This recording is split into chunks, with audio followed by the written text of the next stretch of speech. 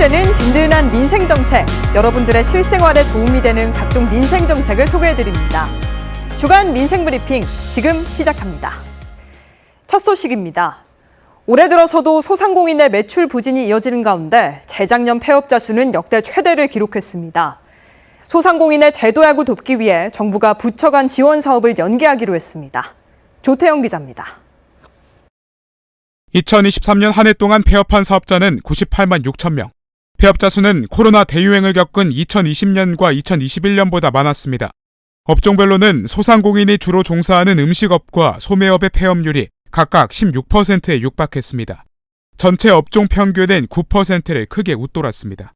올해 들어서도 음식점업과 숙박업을 중심으로 매출 부진이 이어졌습니다.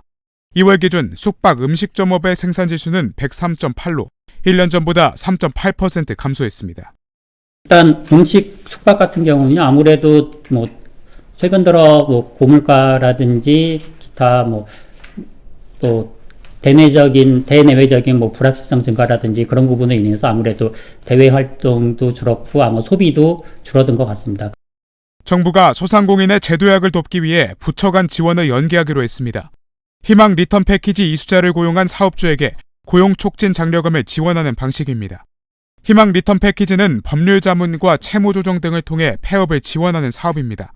취업에 성공한 교육 이수자에게는 최대 100만 원의 장려금을, 창업 시에는 사업자금 1,000만 원을 지원합니다. 희망 리턴 패키지 이수자를 고용한 사업주에게는 고용 촉진 장려금이 지급됩니다. 6개월 이상 정규직으로 고용할 경우 월 최대 60만 원을 1년 동안 지원합니다. 정부는 또 일자리 우수 기업의 채용 지원을 강화하고 부처 간 인력 지원 사업도 연계할 방침입니다. KTV 조태영입니다. 직장 내 괴롭힘을 인정했던 사측이 시간이 지나자 돌연 괴롭힘을 인정한 적 없다며 말을 바꿨습니다. 과거 문제를 재론하길 피해자의 심리를 악용해 사건을 무마하려 한 것으로 보이는데요. 사내 조사 후 내린 결론을 구두가 아닌 서면으로 통보해야 한다는 지적이 나오고 있습니다. 김경호 기자의 보도입니다. 2년 가까이 부서장으로부터 업무에서 배제당한 김영수 씨. 전혀 새로 배워야 될 걸 알려주지도 않고 한번 했는데 못하니까 아예 같이 나가지도 않고 그냥 사무실에만 그냥 있게 해놓고 아무 일도 시키지 않은 채 거의 한 1년 10개월 정도 그 정도 있었던 것 같아요. 회사에 피해를 알린 김 씨는 사내 조사 후 직장 내 괴롭힘을 인정받았다는 말을 들었습니다. 하지만 1년 뒤 사측은 돌연 괴롭힘을 인정한 적 없다며 말을 바꿨습니다. 사실을 좀 무마하려고 그렇게 한 게 아닌가 싶고요.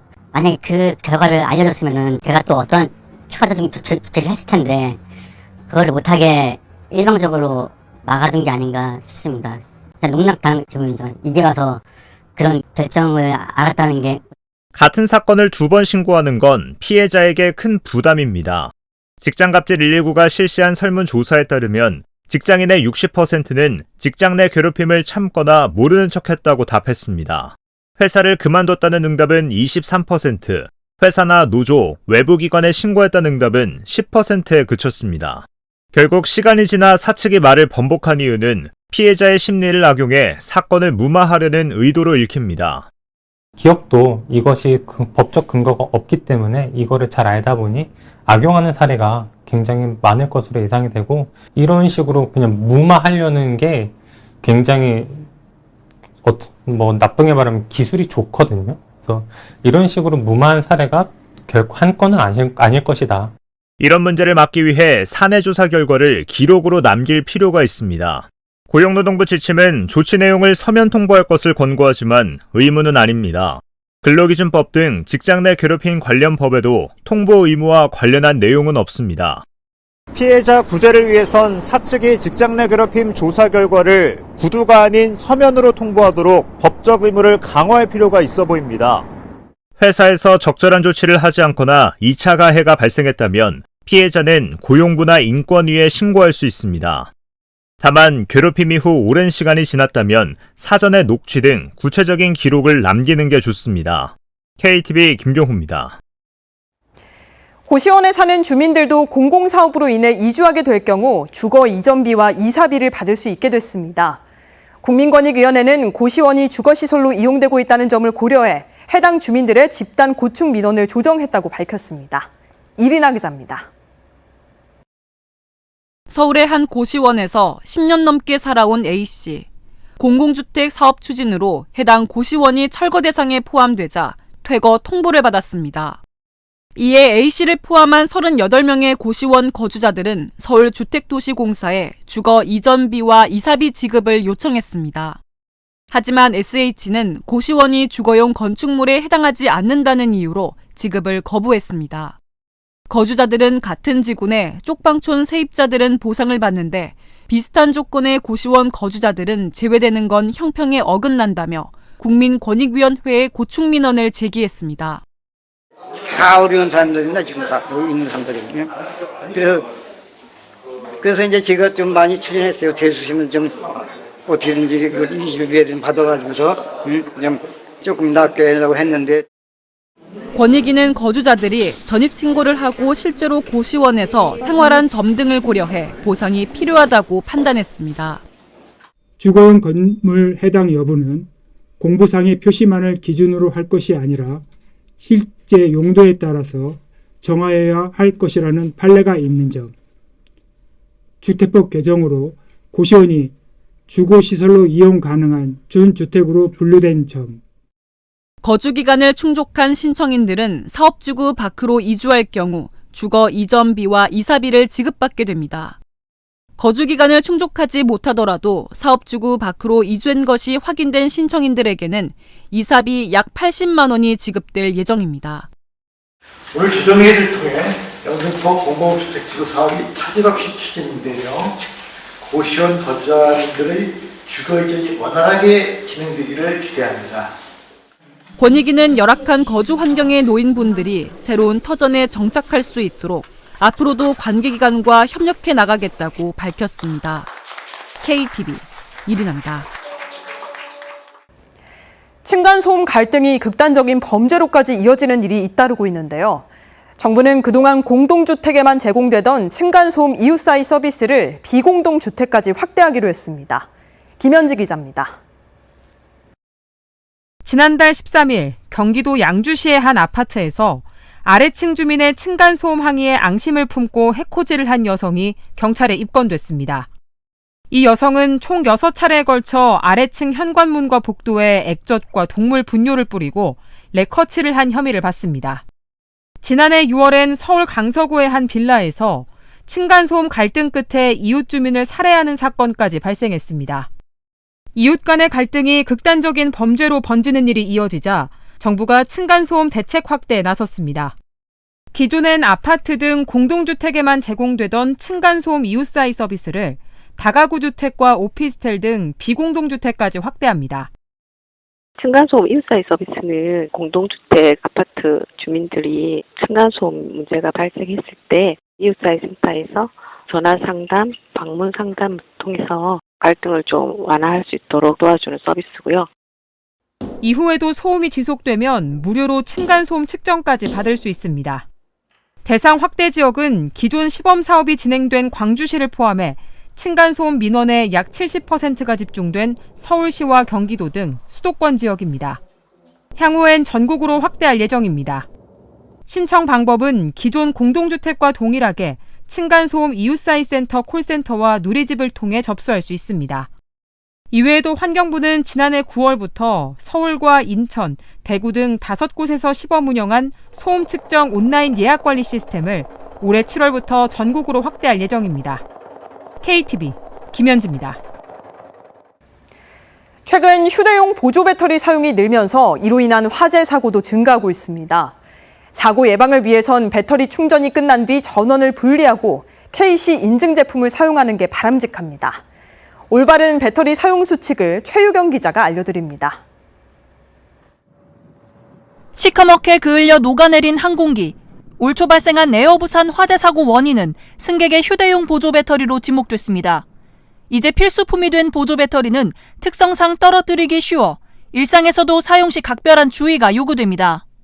보조 배터리는 이제 휴대하고 다니기 때문에 떨어뜨릴 가능성이 높기 때문에 떨어지면 충격에 의해서 용량은 작지만 폭발로 이어지는 경우가 많아서 인체에 손상을 입힐 수 있는 것이죠. 소방청에 따르면 2019년부터 2023년까지 리튬이온 배터리로 발생한 화재 건수는 4년 연속 증가했습니다. 국가기술표준원과 소방연구원, 소비자원이 휴대용 보조 배터리 안전 수칙을 17일 안내했습니다.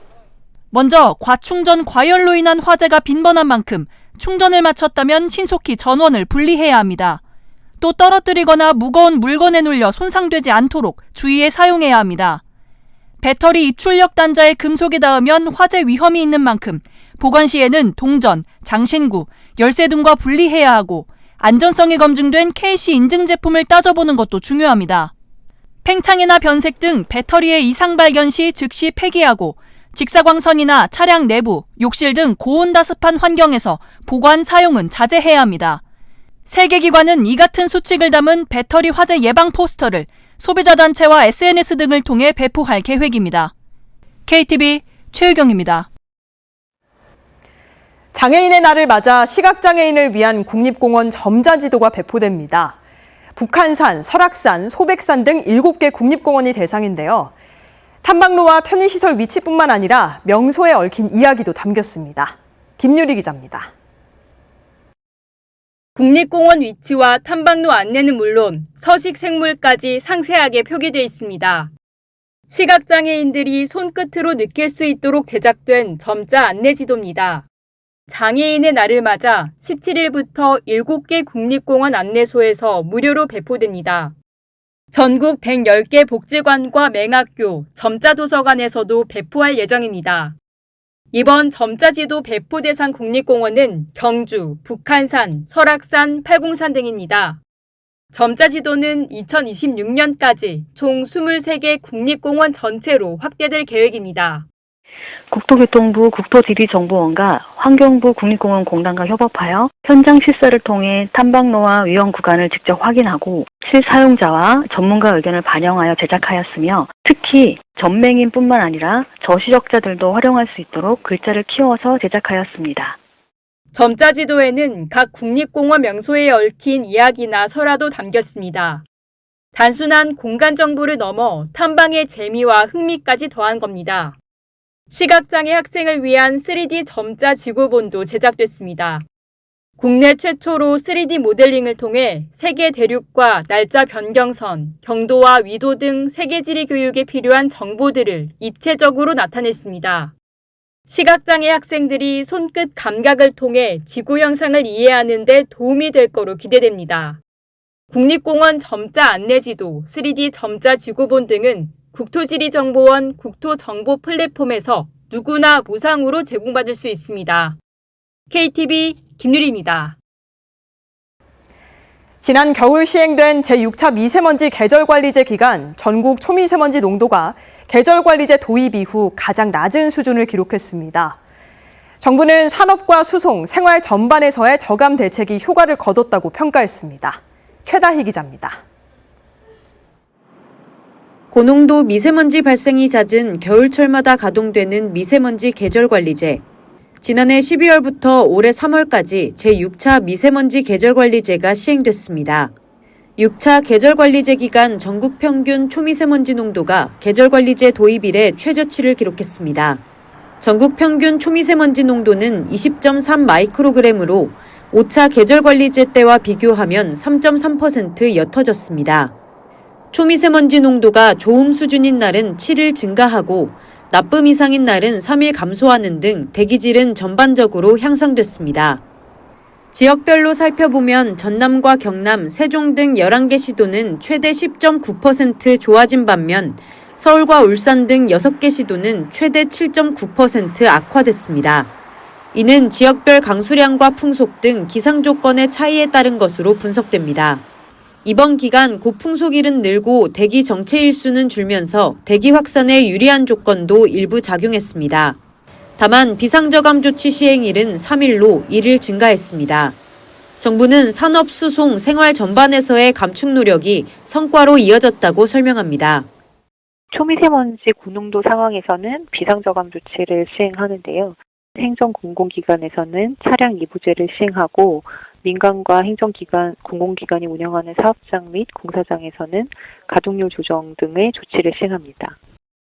정부는 4월에도 황사와 고농도 미세먼지가 발생할 가능성이 높다며 상황 발생 시 신속한 대응 조치를 추진하겠다고 밝혔습니다. 아울러 대기질 수치 모델링 등 과학적 검증을 거친 종합 분석 결과는 오는 5월 중 공개될 예정입니다. KTV 최다입니다. 주간 민생브리핑 이번 주 소식은 여기까지입니다. 다음 주에도 더 알찬 민생 소식으로 찾아뵙겠습니다. 시청해주신 여러분 고맙습니다.